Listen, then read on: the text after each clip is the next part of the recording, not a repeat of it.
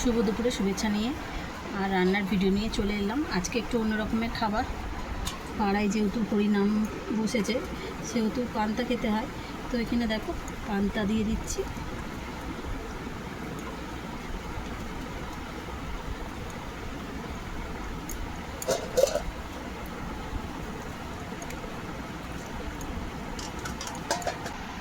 আর এই তো তার সঙ্গে করে নিয়েছি এখানে দেখো খেসার ডালের একটা চচ্চড়ি, খেসার ডাল আর কি, এই দেখো।